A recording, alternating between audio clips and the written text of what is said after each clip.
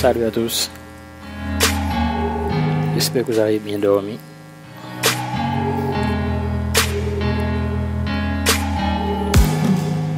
Dans cette leçon, nous allons voir ensemble les caractéristiques du pouvoir haïtien de 1804 à 1843. Je vais passer en revue les chefs d'État, le gouvernement de Dessalines, Christophe Pétion et Boyer. Nous allons voir le pouvoir haïtien, le pouvoir autoritaire. Dans les actes de chef d'État, Dessalines, Christophe Pétion et Boyer. Bonne écoute.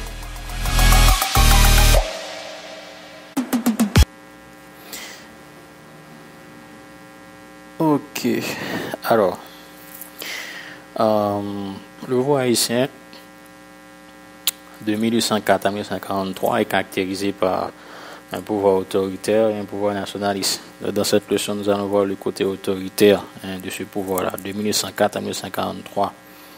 Nous allons passer en revue les actes des gouvernements de Dessalines, de Christophe, de Pétion et de Boyer. Nous avons connu, Haïti a connu ces quatre présidents-là de 1804 à 1843. Alors, un pouvoir autoritaire est défini dans les actes du gouvernement de Dessalines. Donc, le côté autoritaire se trouve premièrement dans l'orientation de la politique agraire de Dessalines. N'oubliez pas, Dessalines a choisi, il a imposé le régime agraire, c'est la grande propriété. Rappelez-vous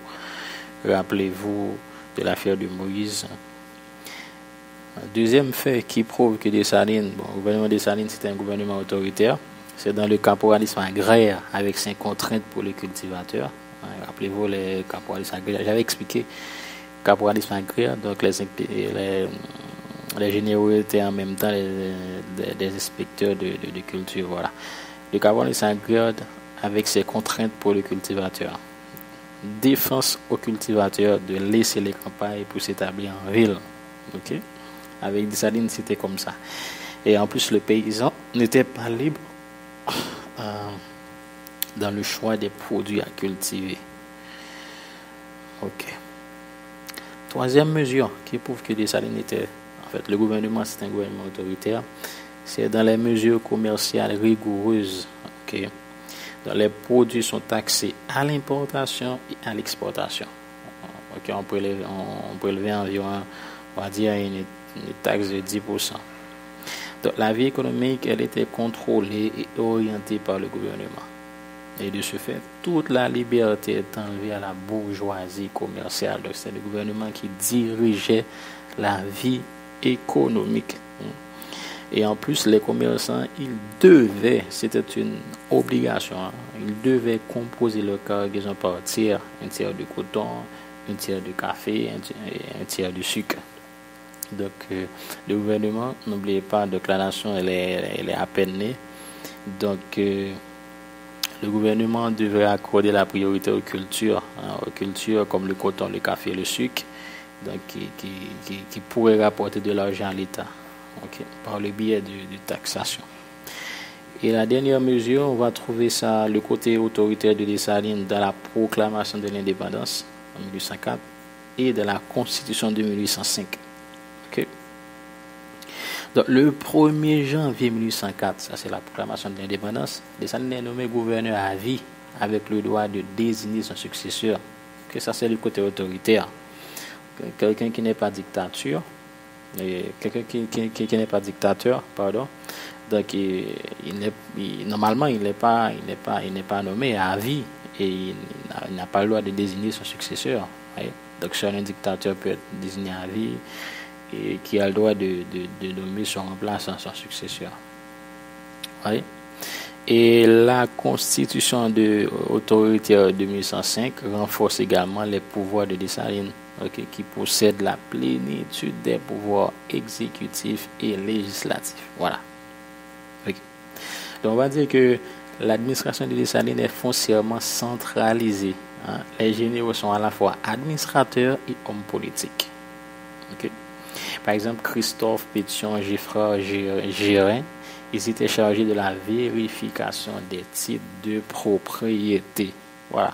Donc, nous venons de, on va dire, nous venons de retracer le côté autoritaire dans le gouvernement de Dessalines.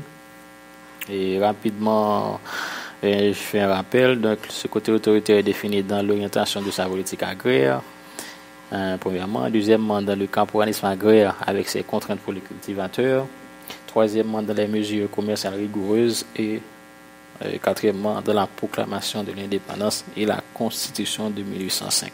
Voilà, ça c'est pour Dessalines. Ça c'est pour Dessalines. Maintenant, on va revenir pour le gouvernement de côté autoritaire du gouvernement de Christophe.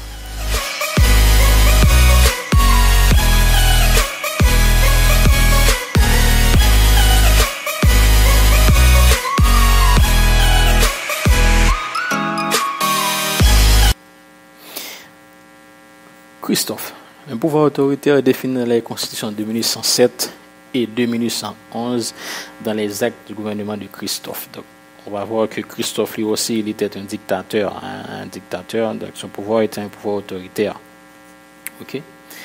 Maintenant, dans les constitutions de 1807 et 1811, on va relever le côté autoritaire de Christophe. D'après la constitution de 1807, Christophe est un président inamovible. Voyez, inamovible, qui signifie qu'on ne peut pas déplacer. Donc, c'est quelqu'un qui était là jusqu'à la mort. Son mandat est donc illimité. Voilà. Et Christophe avait le droit de choisir son successeur. Donc, normalement, quelqu'un qui n'est pas dictateur, il ne peut pas faire ça. Donc, le président, il avait le droit de choisir son successeur, seulement parmi les généraux. Ok? Et autre acte, Christophe, par exemple, il était également le seul chargé de conclure la paix et de déclarer la guerre. Donc, il proposait les lois au Conseil d'État. Donc, ça, c'était pas dans les attributions du président. Hein. Les lois, tout le monde sait que les lois, mais c'est géré par le pouvoir législatif. Ok? Et nous poursuivons. En 1811, par exemple, Christophe il s'est fait nommer empereur sous le nom de Henri Ier. Okay? Donc, ses pouvoirs autoritaires sont donc renforcés par la constitution impériale de 1811. Okay? Ça, on retrouve les actes, les traces autoritaires du gouvernement de Christophe dans les constitutions de 1807 et dans les constitutions de 1811. Ça, c'est pour Christophe. On va revenir pour le gouvernement de Pétion.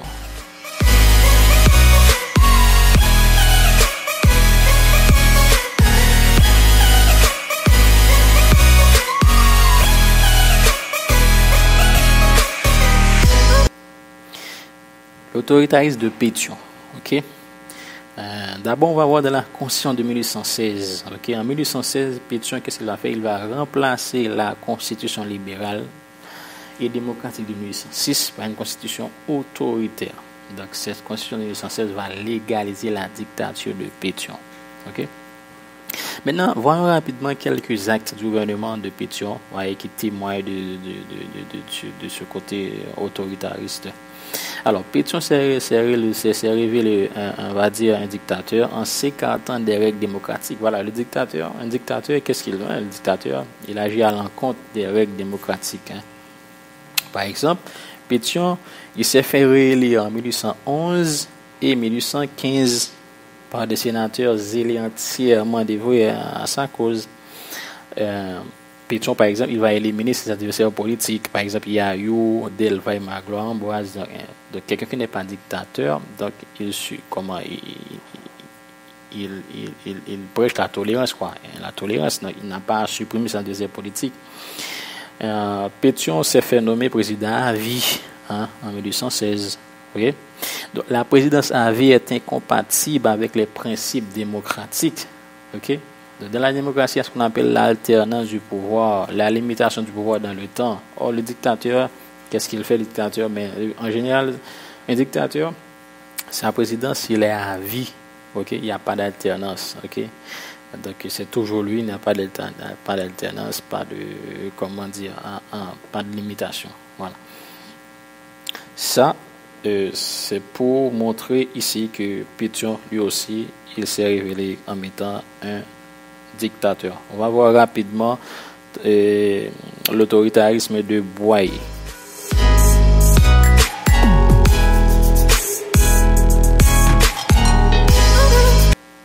L'autoritarisme de Boyer. Boyer était élu président en remplacement de Pétion. C'est Boyer qui a succédé à Pétion, selon la constitution autoritaire de 1816. Okay? Donc Boyer va trouver dans cette constitution un cadre légal pour sa dictature. Donc en tout, Boyer voulait dominer, disait de lui Pétion. Okay? Et Boyer, il avait imposé le silence aux discussions de la tribune. Donc ce qu'il dit, c'est amen, il n'y a pas de débat, on ne discute pas, oui, le dictateur. Et les journalistes heurteux Darfour qui avaient dénoncé par exemple les imperfections du gouvernement de Boyer ont été incarcérés d'abord. Quand ils sont incarcérés, c'est en prison, emprisonnés, et ensuite exécutés. Oui, donc le dictateur, il ne prêche pas la tolérance. Donc un dictateur, dès qu'il y a un ennemi, un rival, on va dire, il va essayer d'éliminer, surtout les ennemis politiques. Ok.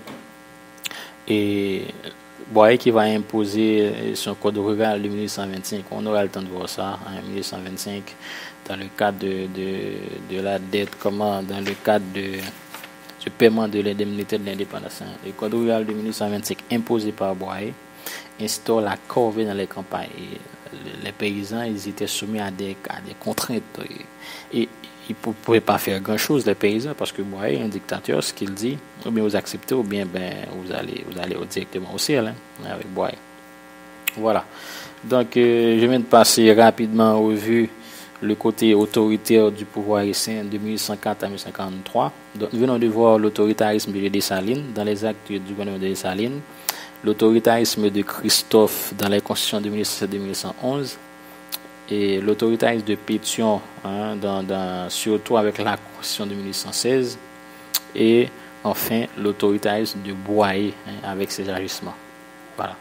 Donc je vous donne rendez-vous pour une nouvelle leçon, et dans cette nouvelle leçon, la prochaine leçon, je vais vous parler de la deuxième caractéristique qui est le pouvoir nationaliste. Bye bye. À la prochaine.